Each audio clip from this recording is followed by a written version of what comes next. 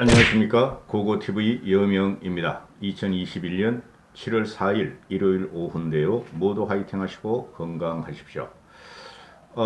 지금 야권, 특히 국힘의 대선 대표 주자가 윤석열에 의해서 지금 오리무중으로 빠지고 있고, 이게 시너지가 아니라 지금 시너지를 해야 하는 형태로 가고 있는데요. 이렇게 말씀하시면은 고고TV를 처음 보시는 분들은 상당히 비판적이고 욕질 댓글을 달 텐데요. 그런 분들은 고고TV에 들어오지 않으셔야 합니다. 우리는 윤석열이를 당내 검증뿐만 아니라 국민 검증을 거쳐야지 본선에서 이길 수 있다는 것을 명심해야 됩니다. 신문 칼럼 두 개를 소개하면서 제 말씀을 좀 덧붙일 텐데요.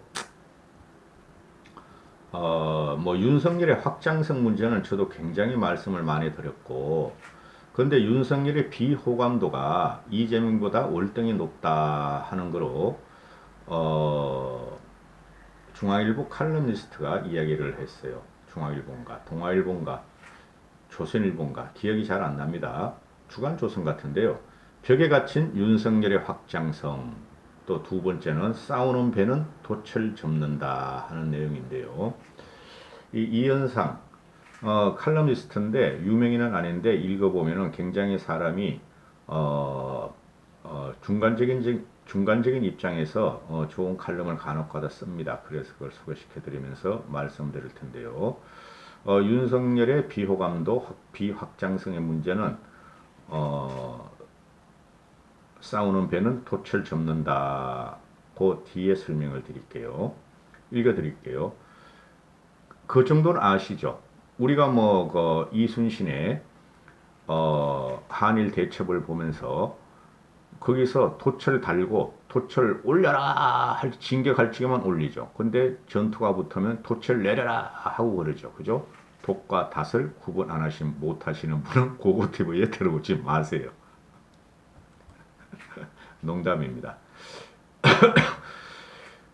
정권의 무리수가 키운 윤석열 바람이었고, 그러나 바람만으로는 이길 수 없고 구체적인 언어로 강론을 채워나가야 하는데 윤석열은 그렇지 못하다 하고 윤석열의 애매모호함과 무지성을 갖다가 질타했어요. 주간 조선에서 그렇습니다. 윤석열 출마 선언을 보면서 갤리선을 떠오른 이유는 바람이란 말 때문이다. 이 갤리선은 배너에 나오는 그 전투선입니다. 윤석열은 바람이다. 허황하다는 의미가 아니며 대세라는 뜻도 아니다.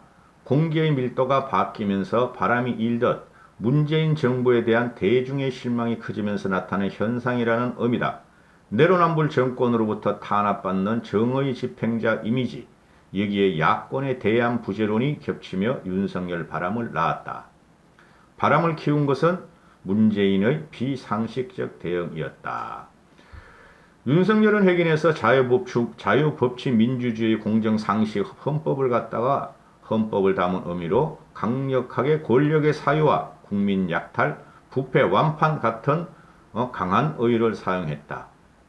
여당 및 언론은 알맹이가 없다고 깎아내렸지만은 반문 발언을 동력으로 삼은 윤석열로서는 당연한 전략이었고, 그에 대한 여권 인사들은 저주에 가깝게 폄훼적으로 윤석열을 갖다가 족같지만은 오히려 역풍을 일으켰고 윤석열의 돈만 부풀려 줄 수 있었다.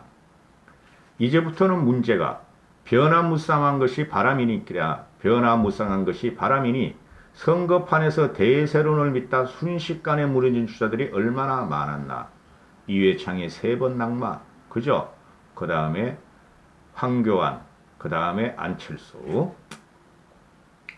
윤 총장은 경제 상식을 무시한 소득주도 성장, 시장과 싸우는 부동산 정책, 세계 인류 기술을 사장한 탈원전, 매표에 가까운 포퓰리즘 등을 문제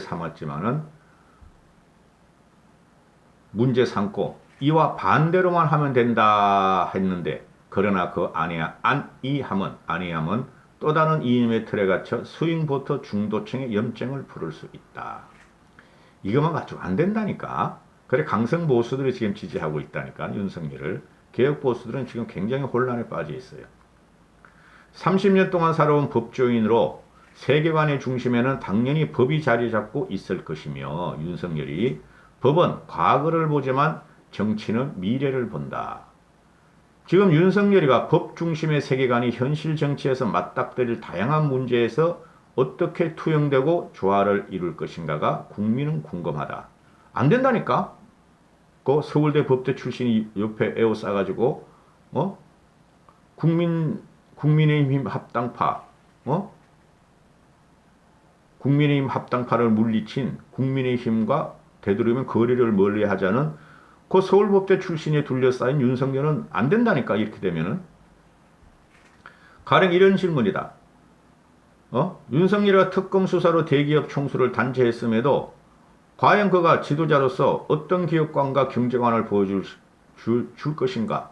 공정이 어떤 것인가? 경쟁의 형식만을 따지는 공정인가? 경쟁 무대에 오르는 계단까지 살펴보는 공정인가?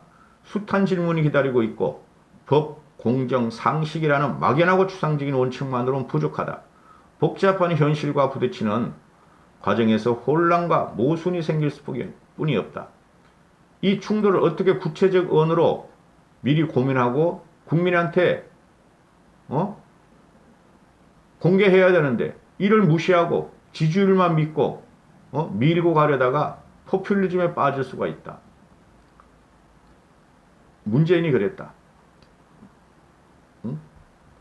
그래서 전투가 시작되고 전투가 닥치면 돛을 접는데 그 돛을 접지도 못하고 자꾸 과거만 파헤치고 있는 윤석열이가 과연 이길 것인가 하는 문제다.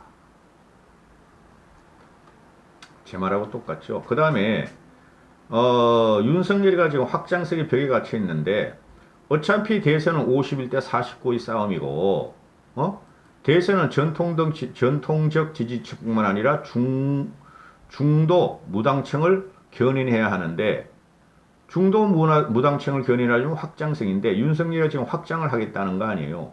근데 안 된다니까? 윤석열의 확장성 가지고는 그 이준석이가 다 갖고 왔다니까? 국힘의 지지율이 윤석열보다 높은 경우가 대다수가 나오고 있어요, 지금. 그 문제를 잘 봐야 된다니까, 윤석열은. 제가 맨날 그러잖아요. 과거에는 문재인 등장 이전에는 보수와 중도가 보수가 30%라면은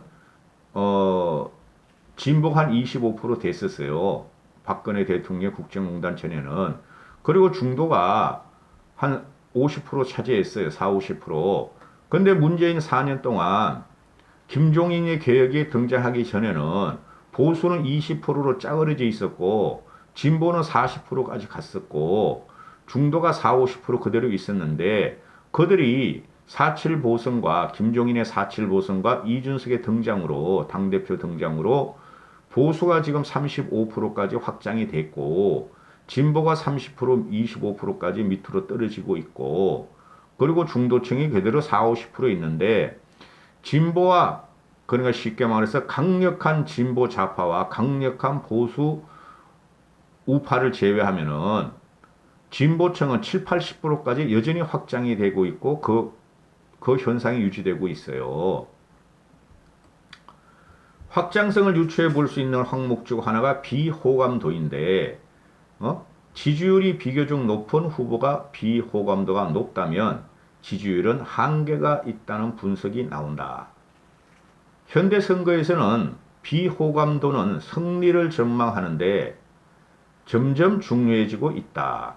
2016년 트럼프가 힐러리에게 대역정선을 거둘 수 있었던 이유도 클린턴이 54%라는 비호감도 때문에 트럼프가 이겼다. 중요한 거예요. 호감도하고 비호감도를 보면은. 또 이 서윙 보터들이 누구를 비호감으로 먼저 매길 것이냐 하는 이 서윙 보터들이 실제적으로 4년 뒤에 클린턴에 대한 비호감도를 높게 기록해서 트럼프는 참패했고, 이 비호감도가 늘다는 것은 그 중도층이 무당층으로 이탈을 해서 선거를 갖다가 좌우한다 이런 논리인데요. 윤석열이가 4월에서 6월 비선호도가 4월 달에는 24%, 5월 달에는 27%, 6월 달에는 31%, 비호감도가 비선호도가 점점 높아졌다. 현재는 비선호도가 더 높을 거예요. 7월 달에는. 7월에 며칠 안 됐으니까. 그래서 윤석열 같은 경우에 여론조사 대상 여부 후보군을 모두 합쳐서 비선호도가 가장 높다. 비선호가 정치인으로서의 변신 시점이 다가올수록 점점 상승하는 건 적신호다. 보통 지지율이 높은 후보가 비선호마저 높다면 확장성의 한계를 보이는 신호로 해석된다. 4월 조사만 해도 지지율에서 윤석열은 비선호도를 뺀 마진이 플러스 14.5%였으나 6월 조사에서는 1.1%에 불과하게 변해버렸다. 실제적인 지지율이 그렇다는 거예요. 비선호를 빼고 나면은. 근데 이건 다른 애들도 마찬가지인데 이재명은 이 정도는 안 간다. 이런 논리에 이 사람은.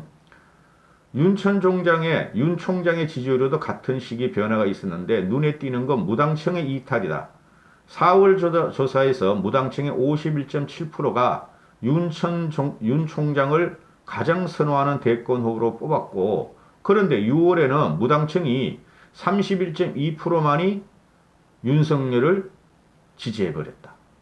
우호적인 형국이 점점 비우호적인 형국으로 바뀌는 모양새고, 대선에서 말하는 확장성은 무당층을 얼마나 끌어오느냐가 관건인데, 비호감도의 증가와 무당층의 이탈이 맞물려 돌아가고 있다는 것을 여론조사가 보여주고 있다.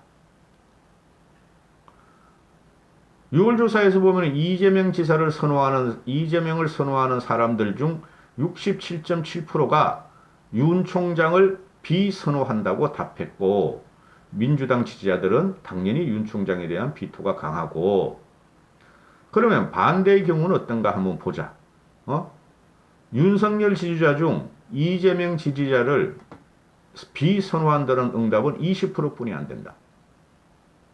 즉 무슨 말이냐면은 이재명을 선호하는 애들이